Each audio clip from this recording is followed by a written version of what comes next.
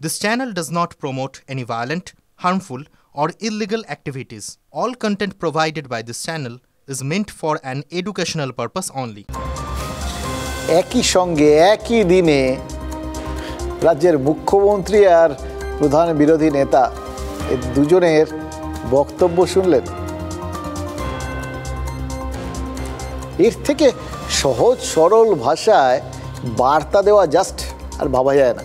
মুখ্যমন্ত্রী এর আগে বিধানসভায় দাঁড়িয়ে বলেছিলেন যে বাংলাদেশে শান্তিরক্ষী বাহিনী পাঠাতে রাষ্ট্রপুঞ্জে কেন্দ্র কথা বলুক।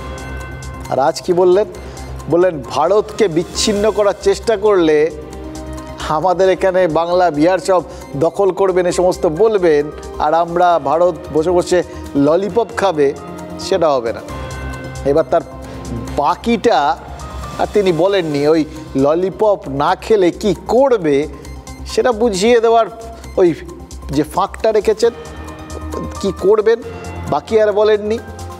এই বার্তাটাই যথেষ্ট, কারণ মমতা বন্দ্যোপাধ্যায় বাংলাদেশ নিয়ে পরিধি লঙ্ঘন না করে বিধানসভায় তার বক্তব্যটা রেকর্ড করিয়েছেন। আরও গুরুত্বপূর্ণ কি জানেন, আরও ঐতিহাসিক কেন এই বক্তব্যটা, এই বিধানসভাতেই তো একসময় ভোটাভুটির মাধ্যমে বাংলা ভাগের প্রস্তাব পাশ হয়েছিল, আর সেখান থেকেই আজ ঐক্যবদ্ধ অখণ্ড ভারতের কড়া বার্তাটা শোনা গেল। আপনারা বুঝতে পারছেন এরকম একটা সময় মানে ভারতের আসল জোরের জায়গাটা কোনখানটা। যখনই এই শত্রুরা ভারতকে উত্ত্যক্ত করার কথা ভাবছে, ঠিক তক্ষুনি কেন্দ্র আর রাজ্য নিপুণ বোঝাপড়ায় চলছে। আর তাই তো কোথাও গিয়ে মুখ্যমন্ত্রী আর বিরোধী দল নেতার কথা একই রকম শোনাচ্ছে। শুনলেন তো শুভেন্দু অধিকারী কি বললেন? ওরা সেনারা বলছিলেন কলকাতা দখল করবেন 4 দিনে। শুভেন্দু অধিকারী সেই একই রকম, খুব ভয় পেয়েছি, বাবা কত রিক্সা আসছে, দেখো রে কত রিক্সা চলেছে সমরে। গানটা গেয়ে দিতে পারতেন, বলা যায় না। আর উল্টো দিকে কি হচ্ছে, গণ অভ্যুত্থানের অন্যতম সমর্থক তো ছিলেন ফারাদ মাজহার, তার কথাগুলো শুনলেন? কতটা ভেতর থেকে উঠে আসা একটা কথা, নিজের দেশের জন্য যথার্থ চিন্তিত একটা মানুষের কথা বললেন। তো ফের একবার বললেন যে বাংলাদেশ একটা জঘন্য দেশ হয়ে গেছে, গোটা পৃথিবী বাংলাদেশকে ছিছি করছে। এর আগে ইউনুসের মুখের ওপর গিয়ে বলে এসেছিলেন চিন্ময় দাসকে গ্রেফতার করা ভুল হয়েছে, আর এখন বললেন যে হিন্দুদের এরকম ধরে ধরে হিন্দু মানেই ভারতের চর, হিন্দু মানেই জঙ্গি, হিন্দু মানেই বিজেপি, এই সবগুলো প্রচার করাটা সম্পূর্ণরূপে মানে থেকে খারাপ জিনিস আর কিছু হয় না। এবার এই ভাবুন, ভেতরে ভেতরে গিল্টি কনসাসনেস থাকলে কি হয়, এখনও তার বিরুদ্ধে রাষ্ট্রদ্রোহিতার অভিযোগ আনতে পারছেন এই ইউনূস সরকার। এটা আশ্চর্যের। কিন্তু আরও একটা আশ্চর্যের বিষয় কি জানেন, বাংলাদেশ পুলিশের বক্তব্য। বাংলাদেশ পুলিশ জানিয়েছে যে দেশে তত্ত্বাবধায়ক সরকারের নির্দেশে 200-র বেশি জঙ্গিকে জেল থেকে ছাড়া হয়েছে। এমনকি যারা ওই ঢাকার গুলশানে হলি আর্টিজান বেকারিতে হামলা করেছিল, যারা গ্রেনেড আক্রমণে অভিযুক্ত ছিল, অর্থাৎ সেই দেশের ক্ষতি করেছিল, সেই লোকজনকে মুক্তি দিয়েছে ইউনূস প্রশাসন। ভাবছেন তো এদের আবার কেন মুক্তি দেওয়া হলো? এই যে জঙ্গি নির্ভরতা আর এই যে ভারত বিদ্বেষ ছড়ানোর হিড়িক, এগুলো সবই এক সুতোয় বাঁধা। এগুলো কি প্রমাণ করছে জানেন? প্রমাণ করছে ক্ষমতা হারানোর ভয় পাচ্ছেন বাংলাদেশের একমাত্র নোবেল জয়ী। ইউনূসের এই ভয়ের পেছনে শেখ হাসিনার উপস্থিতিটাও তো কাজ করছে। ওই কথায় বলে না, শত্রুর শেষ রাখতে নেই, কিন্তু সেটা তো হয়নি। শেখ হাসিনা এখন ভারতের আশ্রয়ে রয়েছেন, সেই জন্যই তো ইউনূস আর তার সরকারের নিয়ন্ত্রণ যারা করছে সেই মৌলবাদীরা ভারতের দিকে যাবতীয় রাগটাকে ঘুরিয়ে দেওয়ার চেষ্টা করছেন। এখান থেকেই তারা ভারত বিদ্বেষের প্রচারটা শুরু করেছেন। কিন্তু এটাও তারা জানেন মনে মনে তাদের যাবতীয় তর্জন গর্জন এগুলো সবই ব্যর্থ, এগুলোর কোনো অ্যাকচুয়ালি কোনো মানে নেই। হাসিনাকে প্রত্যার্পণের জন্য তারা ভারতকে কোনোভাবেই চাপ দিতে পারবেন না, কারণ ভারতের একাধিক যুক্তি রয়েছে। বাংলাদেশে এখন অরাজক পরিস্থিতি চলছে, এটা তো ভারত যে কোনো সময় বলতে পারে। সংখ্যালঘুরা আক্রান্ত হচ্ছেন, গোটা বিশ্ব দেখছে, গোটা বিশ্ব ছিছি করছে। হাসিনার দলের কর্মীরা মানে আওয়ামী লীগের কর্মীরা তারা নিরাপত্তা পাচ্ছেন না, তারা আক্রান্ত হচ্ছেন। এইরকম সামাজিক পরিস্থিতিকেই তো রাষ্ট্রপুঞ্জ অরাজক পরিস্থিতি বলে। যে দেশে অরাজক পরিস্থিতি চলছে সেই দেশের হাতে ভারত কি করে হাসিনাকে তুলে দেবে? ওখানে তো কোনো সুস্থ সরকারই নেই। আর দ্বিতীয় যুক্তি এটা তো অবশ্যই, ভারতের কোনো জাতীয় রাজনৈতিক আশ্রয়ের নীতি নেই, ফলে রাষ্ট্রপুঞ্জের নীতিকে ভারত তার নিজের ইচ্ছে মতো ব্যবহার করতে পারে। সেজন্যই তো দলাই লামা সহ লক্ষ লক্ষ বৌদ্ধ শরণার্থীকে চীন এখনও ফিরিয়ে নিয়ে যেতে পারেনি। আর যে কাজটা চীন এত বছর করতে পারেনি সেটা ইউনূসের বাংলাদেশ কি করে করবে? অতএব হাসিনা বাংলাদেশে ফিরতে পারেন মানে তারা নিয়ে আসবেন সেগুলো তো বালি, কিন্তু হাসিনা বাংলাদেশে ফিরতে পারেন এটা তাদের আতঙ্ক। কারণ হাসিনা যদি বাংলাদেশে ফেরেন তাহলে তিনি ফিরবেন নিজের ইচ্ছায়, নিজের শর্তে। এটাই তো ইউনূসের চিন্তা। তিনি তো জানেন এর আগেও শেখ হাসিনাকে বাংলাদেশ ছাড়তে বাধ্য করা হয়েছিল, কিন্তু দূরে রাখা যায়নি। 2007 সালে প্রবাসী বাংলাদেশিদের সাহায্য নিয়েই শেখ হাসিনা দেশে ফিরেছিলেন। তারপর তো ক্ষমতা তার একচ্ছত্র ক্ষমতা ছিল। এবারও তো ভারতের আশ্রয়ে থাকা হাসিনা প্রবাসী বাংলাদেশিদেরই দ্বারস্থ হয়েছে। গতকাল লন্ডনের প্রবাসী বাংলাদেশিদের একটা অনুষ্ঠানে তিনি ভার্চুয়ালি ভাষণ দিয়েছেন।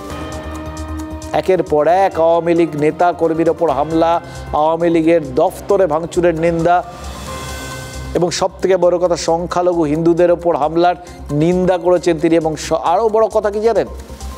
সুনির্দিষ্ট বার্তা দিয়েছেন, যে বার্তা শুনে আপনাদের মনে হবে শেখ হাসিনা উপযুক্ত সময়ের অপেক্ষা করছিলেন।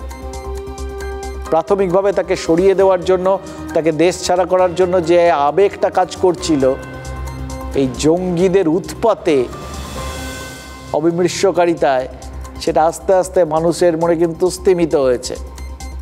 মানুষজন এখন বিপন্নতা বোধ করতে শুরু করেছেন, আর এটাই মনে হয়েছে তার ঠিক সময়। দিতে আপনারা দেখেছেন জেল ভেঙে দিয়ে সেখান থেকে সমস্ত কয়েদি, জঙ্গি, সন্ত্রাসী তাদেরকে ছেড়ে দেওয়া হয়েছে। শুধু তাই না, ইউনূস ক্ষমতা এসে যত জঙ্গি সন্ত্রাসী ছিল তাদেরকে তারা ছেড়ে দিয়েছে, মুক্ত করেছে। এমনকি 21শে আগস্ট গ্রেনেড হামলা যারা আসামি তাদেরকে ছেড়ে দিয়েছে।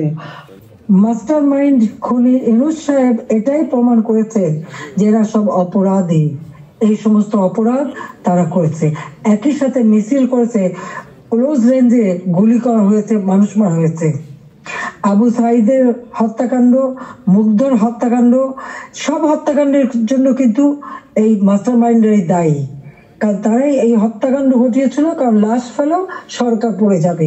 রোমান মব কাকে বলে জানেন তো? যখন জুলিয়াস সিজারকে হত্যা করেছিল উন্মত্ত জনতা, প্রথমে তার বন্ধুরা এবং তাদের পেছন থেকে তখন আবেগে ভেসে সেই হত্যাকাণ্ডকে বিরাট একটা জয় বলে মনে করছিল রোমান জনতা, জয়ধ্বনি করছিল সেই বিশ্বাসঘাতকদের জন্য। ঠিক সেই সময় সিজারের বন্ধু পাল্টা বক্তব্য রেখেছিলেন তাদের সামনে, বলেছিলেন সিজার কিভাবে তাকে দিনের পর দিন তাদের রক্ষা করেছেন, কিভাবে রোমান সাম্রাজ্যের গৌরব বাড়িয়েছেন, আর এই বিশ্বাসঘাতকরা কিভাবে সেই দেশের জন্য নিবেদিত প্রাণ মানুষটাকে খুন করেছে, বিশ্বাসঘাতকতা করে খুন করেছে। তার এই বক্তব্যে মুহূর্তে বদলে গেছিল সেই রোমান জনগণের মনের ভাবটা, আবেগ উল্টো খাতে বয়েছিল এবং তারা পাল্টা আক্রমণ করেছিলেন সেই বিশ্বাসঘাতকদের। এটাই রোমান মব। সেই রোমান মবের পুনরাবৃত্তি কি বাংলাদেশেও হতে পারে? হাসিনার বক্তব্যটা শুনলেন তো, কোন জায়গাটায় তিনি গুরুত্ব দিলেন? পরিষ্কার করে বললেন বাংলাদেশি জনগণের জন্যই তিনি দেশ ছেড়েছেন, কারণ চক্রান্তকারীরা চাইছিল যে তিনি এমন কিছু করুক যাতে একের পর এক লাশ পড়ে। যত বেশি মানুষের লাশ পড়বে তত এই সন্ত্রাসবাদী জঙ্গিদের স্বার্থসিদ্ধি হবে। তিনি চাননি সাধারণ মানুষ আক্রান্ত হন, সেই জন্যেই তো তিনি দেশ ছেড়েছিলেন। শেখ হাসিনার এই বক্তব্যের গুরুত্ব কি? এটা ভুললে চলবে না যে বাংলাদেশে আওয়ামী লীগের এতদিনের শাসন ছিল, তাদের কর্মী সমর্থকদের সংখ্যা তো কম নয়। রাতারাতি তো সবাই মানে অ্যান্টি শেখ হাসিনা হয়ে যাননি। এক আওয়ামী লীগ নেতার বাড়িতে হামলা হয়েছিল, আগুনে পুড়িয়ে সেই নেতার মার কাকিমাকে খুন করা হয়েছে। এই সব কিছুই কিন্তু একটা নির্দিষ্ট লক্ষ্যে হচ্ছে। লক্ষ্য কি? লক্ষ্য বাংলাদেশের মাটিকে যত রকমভাবে সম্ভব ভারত বিরোধিতায় ব্যবহার করা বা করতে দেওয়া, এবং এর বিরুদ্ধে কোনো স্বর যেন না ওঠে। ফরহাদ মাজারের মতো দু একজন অসম সাহসী লড়ে যাচ্ছেন, কিন্তু বাংলাদেশে তো শোনা গেছিল প্রচুর মুক্ত মোনা আছেন। তাদের গলার স্বরটা দাবিয়ে দেওয়ার জন্যই তো এই আওয়ামী লীগের ওপর এই অত্যাচারগুলো হচ্ছে, চারপাশে অত্যাচার হচ্ছে, এবং এই জঙ্গিদের ডেকে আনা হচ্ছে নিজেদের তরফে ওই ভাড়াটে একটা গুন্ডা বাহিনী তৈরি করার মতো, যাতে কেউ বিরুদ্ধ স্বর না তুলতে পারে, দমিয়ে রাখা যায়। তাহলেই তো নিশ্চিন্ত নিজেদের স্বার্থসিদ্ধি হয়ে যাবে। এরকম পরিস্থিতিতেই তো আজ ঢাকায় গেছিলেন আমাদের বিদেশ সচিব বিক্রম মিশ্রি। তিনি বাংলাদেশের বিদেশ সচিব মোহাম্মদ জসিমউদ্দিনের সাথে প্রথমে বৈঠক করেন, তারপর দেখা করেছেন বাংলাদেশের ডিফ্যাক্টো বিদেশমন্ত্রী তৌহিদ হোসেন আর নোবেলজয়ী ইউনূসের সঙ্গে। তিনজনের সঙ্গে দেখা করে বিদেশ সচিব ঠিক কী কী বলতে পারেন বলুন তো? বলতে পারেন অনেক কিছু। প্রথমত, বাংলাদেশের প্রতিষ্ঠিত শিক্ষা প্রতিষ্ঠান, সেখানে যেভাবে আমাদের জাতীয় পতাকার অপমান করা হয়েছে এবং যেভাবে এই তত্ত্বাবধায়ক সরকার সচেতনভাবে আমাদের জাতীয় পতাকার অপমান হতে দিয়েছে, তাতে কিন্তু তারা বন্ধুত্বের শর্ত ভেঙেছে। মনে করিয়ে দেওয়া, আমাদের সাথে বন্ধুত্ব নষ্ট করে শত্রুতার বার্তা দিলে তাদের কি পরিস্থিতিতে পড়তে হতে পারে।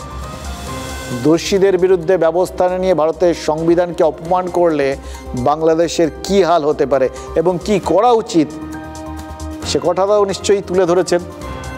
বারাসাতে বাংলাদেশের পতাকার অপমান করা হচ্ছে বলে 3 যুবককে গ্রেফতার করেছে পুলিশ। এটাও তুলে ধরার জন্য রাজনীতি কি, কূটনীতি কি, সবটাই পরিষ্কার করে বুঝিয়ে বলতেই তো বিদেশ সচিব গেছেন ঢাকায়, এবং ঢাকার মাটিতে দাঁড়িয়ে বলেছেন বাংলাদেশের সংখ্যালঘু হিন্দুদের ওপর অত্যাচার ভারত মোটেই ভালোভাবে নিচ্ছে না। তাদের মাটিতে দাঁড়িয়ে ভারতের বিদেশ সচিব কড়া বার্তা দিচ্ছেন, আর বাংলাদেশ সেটা দাঁড়িয়ে দাঁড়িয়ে শুনছে। তার কারণ তাদের কিছু বলার মুখ নেই। India's desire to work closely with the interim government of Bangladesh authorities. We also had the opportunity to discuss certain recent developments and issues, and I conveyed our concerns, including those related to the safety and welfare of minorities. We also discussed some regrettable incidents of attacks on cultural, religious, and diplomatic properties. We expect overall a constructive approach on all these issues by the Bangladesh authorities, and we look forward to moving the relationship forward in a positive, forward-looking and constructive direction.